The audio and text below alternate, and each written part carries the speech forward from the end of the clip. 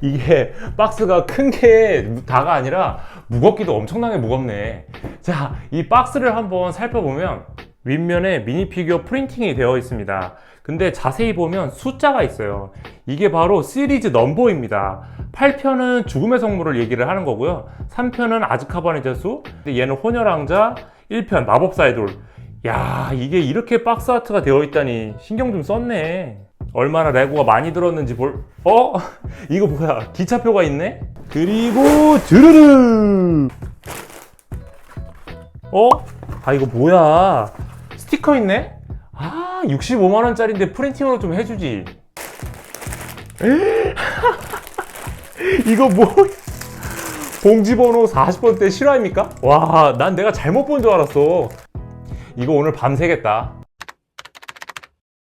드디어 완성! 드디어 이틀 동안 조립한 결과 호그와트 익스프레스를 방금 완성을 했습니다. 지금 보시면 스케일 보세요. 미쳤다리. 워하 레고 왕사는 문어커입니다. 오늘은 이 호그와트 익스프레스를 살펴보도록 하겠습니다. 호그와트 익스프레스는 영국 런던에 있는 킹스크로스 역에서 출발해서 호그와트로 가는 기차입니다. 그래서 영화에 정말 많이 나오죠. 원래 이 호그와트 익스프레스를 타고 바로 호그와트로 가는 게 아니에요. 종착역은 따로 있습니다. 바로 호그스미드 역이죠.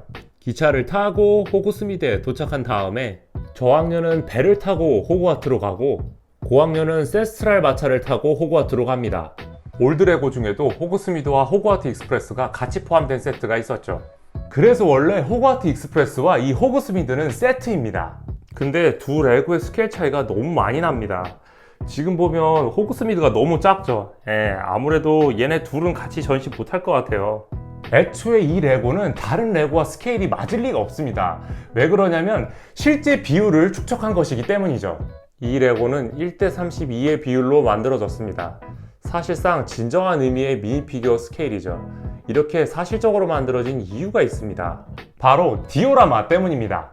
9버전의 객실을 보면 미니 피규어 스케일에 비해서 공간이 너무 없어서 디오라마를 제대로 할 수 없었습니다. 근데 이 기차는 스케일이 커진 만큼 객실도 넓어져서 정말 다양한 디오라마가 가능합니다. 그래서 이렇게 미니 피규어가 많이 들어있는 거예요. 미니 피규어는 총 20명이 들어있습니다. 그 중에서 해리포터만 4명인데 그 이유는 총 4가지의 장면을 표현하기 위해서입니다. 첫 번째는 마법사의 돌에서 해리와 론이 헤르미온느를 처음 만나는 장면입니다. 이때 헤르미온느는 부서진 해리의 안경을 마법으로 고쳐주죠. 하지만 아쉽게도 해리의 안경이 부서진 모습은 표현되지 않았습니다. 그래도 론의 코에 뭐가 묻은 모습은 표현이 됐네요. 헤르미온느가 론의 코에 뭐가 묻었다고 알려줍니다. 바로 이 장면을 표현한 것이죠. 사실상 이 론 미니 피규어가 메인입니다. 왜냐면 아주 희귀한 미니 피규어이기 때문이죠. 해리 미니 피규어는 다이건 앨리에서 똑같은 코스튬을 찾아볼 수 있습니다. 하지만 론은 이런 모습을 다른 어떤 세트에서도 찾아볼 수가 없어요. 군것질을 하고 있는 모습, 그리고 옷에도 이렇게 군것질거리가 가득하거든요. 저는 이런 코스튬을 처음 봅니다. 이야, 요거 아주 희귀한 녀석이구만. 영화 속 장면을 디오라마한 모습입니다. 지금 보면 위쪽에 당시 헤르미온느가 했던 대사가 있어요. 두꺼비를 혹시 본 적 있냐고 물어보는 것입니다. 네빌 롱바텀이 자신의 두꺼비인 트레버를 기차에서 잃어버립니다. 헤르미온느가 그 두꺼비를 찾아주고 있었기 때문에 그렇게 물어본 것이었습니다. 자, 그러면 트레버는 어디에 있을까요?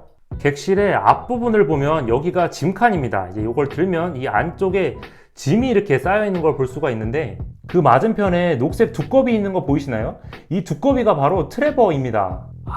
이런 깨알 디테일 난 너무 좋아. 이런 디테일 제가 하나 또 알려드리겠습니다. 아까 맞은편에 쌓여있던 짐들을 다시 보면 왠지 모르게 색깔이 굉장히 익숙하실 겁니다.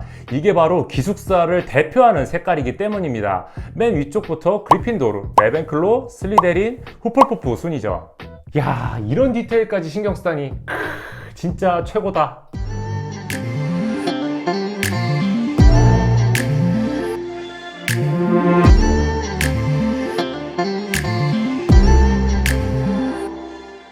자, 이제 다음 장면을 살펴보도록 하겠습니다.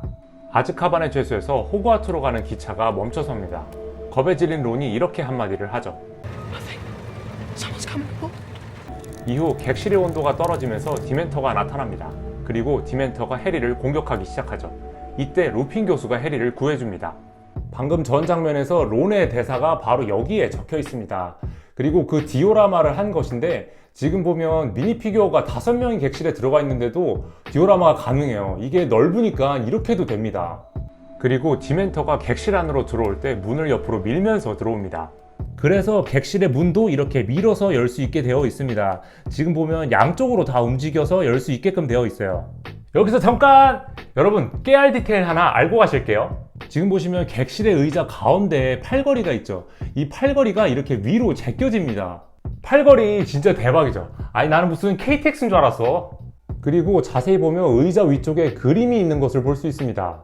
맞은편에 또 하나가 있죠. 그리고 첫 번째 객실에도 2개가 더 있습니다. 이 그림은 디자이너가 숨겨놓은 이스터에그입니다. 바로 역대 호그와트 캐슬의 실루엣이죠. 와, 이스터에그 진짜 미쳤다, 미쳤어.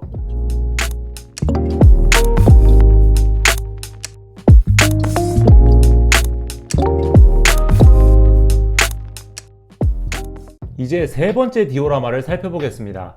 혼혈왕자에서 투명망토를 쓴 해리가 말포이를 미행합니다. 하지만 말포이가 이를 알아채고 해리를 공격하죠. 이때 공경에 처한 해리를 루나가 구해줍니다. 이후 해리가 루나에게 자신을 어떻게 찾았는지 묻자 루나는 해리의 머리 주변에 렉스퍼트가 떠다닌다고 말합니다. 바로 그 루나의 대사가 이 위에 적혀 있습니다.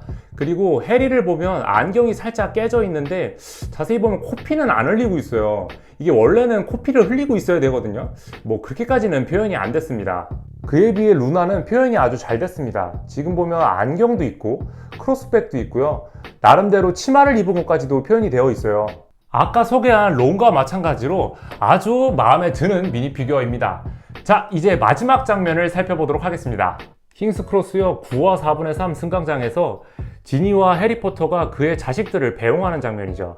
사실 이 장면에는 해리의 아들만 나오는 게 아닙니다. 말포이의 아들, 그리고 론과 헤르미온느의 자식들도 나오죠. 하지만 여기에는 포터와 지니의 자식들밖에 안 나옵니다.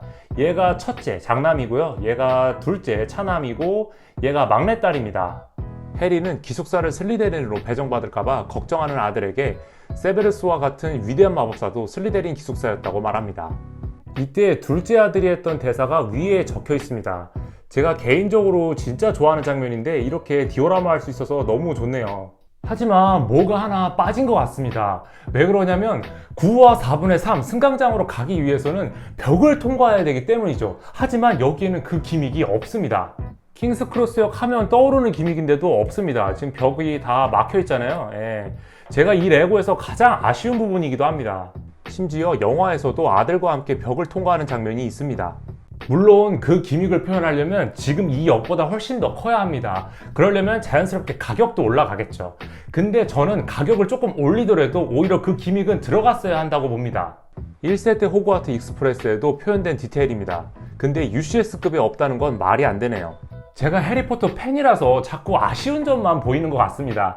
자, 지금부터는 분위기를 바꿔서 저도 놀란 이 레고의 디테일을 알려드리겠습니다. 첫 번째는 미니피규어의 나이 표현입니다. 지금 보시면 왼쪽에서부터 오른쪽으로 이렇게 이동하면서 점점 키가 커지죠. 그리고 얼굴도 조금씩 늙어갑니다. 지금 이분은 뭐 지금 수염 장난 아니잖아요. 이렇게 미니피규어가 나이가 드는 모습을 표현을 했어요. 처음에는 저는 그래서 얘도 숏다리고 얘도 숏다리잖아요. 근데 얘는 다리가 움직이는 거고 얘는 다리가 안 움직이더라고요. 그래서 이걸 왜 이렇게 해놨지 싶었는데 이렇게 일자로 갖다 놓으니까 지금 보세요. 키 차이가 살짝 나죠. 와, 이것 때문에 이렇게 한 거였어요. 같은 방식으로 해리의 아들, 딸들도 이렇게 키 차이를 표현을 해놨습니다. 그래서 지금 첫째가 키가 제일 커요. 이렇게 다리가 움직이는 숏다리를 해놨기 때문입니다. 와, 진짜 디테일 미쳤다. 두 번째는 전시용 기믹입니다. 기차의 이 부분을 돌리면 바퀴가 이렇게 돌아갑니다. 바퀴를 자세히 보면 레일에 살짝 떠 있죠. 이게 애초에 움직이게 만들어진 기믹이 아니기 때문입니다. 완벽히 전시용이죠. 그리고 전시용 기믹이 객실에도 있습니다. 지금 위쪽에 라이트 브릭이 있어서 이렇게 누르면 조명이 들어옵니다. 이렇게 총 3개가 들어가 있고 각 객실마다 조명을 비출 수가 있어요. 주변을 어둡게 하고 조명을 켜면 더 운치 있습니다. 이거 보세요. 와. 그리고 열차의 객실을 닫고 눌러도 느낌이 달라집니다. 이야, 이것도 멋지다. 그리고 승강장의 밑부분을 보면 전시용 명판이 있습니다. 와, 확실히 콜렉터 에디션답네요. 세 번째 디테일은 바로 이 승차권입니다. 전시용 명판과 다르게 이거는 진짜 프린팅 타일이에요. 스티커가 아닙니다. 게다가 미니 피규어 스케일의 승차권도 있어요. 얘도 똑같이 프린팅입니다. 이게 기차 레고라서 그런지 승차권에는 상당히 신경을 쓴 모습입니다. 이거는 진짜 너무 예뻐서 제가 지갑에 넣고 다니고 싶을 정도예요. 이 기차는 UCS급이라서 크기가 정말 큽니다. 역대 레고에서 나온 기차 중에서 제일 크죠. 그 큰 스케일 때문에 기차를 좋아하시는 분들은 진짜 좋아할 것 같습니다. 물론 해리포터를 좋아하시는 분도 마찬가지고요. 하지만 65만원의 가치를 하는지는 살짝 의문입니다. 제가 최근에 조립한 사자성은 디테일도 스케일도 아주 뛰어났고 스티커도 하나도 없었습니다. 진짜 52만원이라는 가격이 전혀 비싸게 느껴지지 않았어요. 그에 비해서 호그와트 익스프레스는 살짝 아쉬워요. 스티커도 있었고 기차는 괜찮은데 솔직히 65만원이면 여기 이거보다 조금 더 컸어야 됩니다. 그리고 핵심적인 승강장 기믹도 들어가 있어야죠. 그 부분이 표현이 안 된 건 살짝 아쉽습니다. 그래서 여러분들에게 제가 제안을 드리자면 저처럼 정가에 싸지는 마시고요. 약간 더블 포인트나 아니면 프롤모를 줄 때 구매를 하시길 바랍니다. 그러면 조금 더 가성비에 만족할 수 있을 것 같습니다. 네, 제가 준비한 영상은 이제 여기까지입니다. 시청해주셔서 감사합니다. 여러분 그러면 안녕!